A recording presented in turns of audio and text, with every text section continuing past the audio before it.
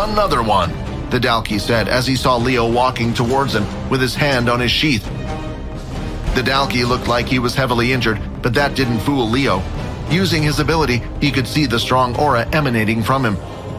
"Why did you fight us?" Leo asked. In contrast, Quinn's attention was focused on something else.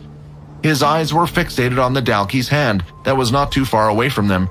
He started walking over, and Vorden soon noticed what he was looking at as well. "Inspect." Dalkey, a half-human, half-beast race. Half-human, half-beast? Quinn looked at it with a confused expression. Aren't the Dalkey aliens? "Inspect." Dalkey blood. Consuming the blood will have unknown effects on the host. "System, do you know what the Dalkey blood will do?" Quinn asked. No. The system replied bluntly, "But I will tell you this. If it did harm to your body, the system would warn you." Should I? Quinn thought. The system said it wouldn't hurt me, right? Well, here it goes. As the blood touched his tongue, a mint sensation entered his body. Level 1 Dalkey blood has been consumed. A 10% increase in all stats. Will last 1 hour. The tingling feeling Quinn felt through his body was hard to describe, and the buff that he got from obtaining it was amazing. Quinn looked at the arm again and thought if there was any way of him taking it back with him. Unfortunately, it seemed like non-living matter was unable to enter the dimensional space. But by that time, Leo and the other two were already done with checking out the dead Dalkey body. These two will escort you back to the school. Make sure that all your injuries are dealt with. As the others walked off with the soldiers, Leo grabbed onto Quinn's wrist. "It looks like you stayed true to your word and you protected them," Leo said. "I guess you are on our side after all."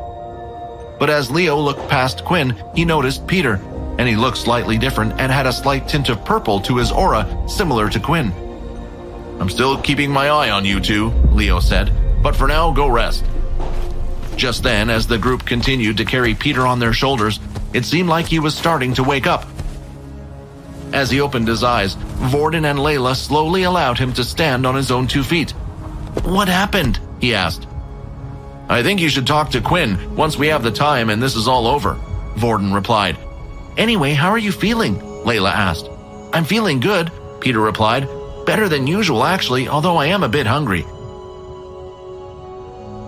Somewhere in an unknown place in a large room, there was a large rectangle table that stretched out far and wide. On the table, there were a total of 13 seats, and each one had a person sitting in them, all apart from one. It was a mixture of men and women, and they all looked all sorts of ages. But they all had one thing in common as they sat in their seats, and that was their red-colored eyes. Behind each of the seats was a single purple-colored flame, just behind them attached to the wall, and behind the empty seat, there was one that had been lit up as well.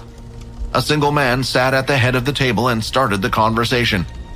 "As you can see, the flame has been lit above the 10th chair." "Does that mean he's back? But I thought he had died."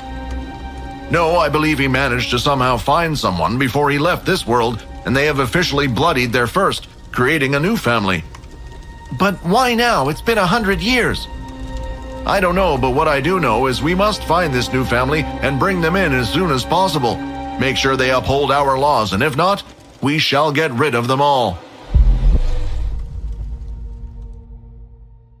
Want to watch more episodes of my vampire system? Follow Pocket FM Fantasy Chronicles. You can watch the next episode here in the playlist.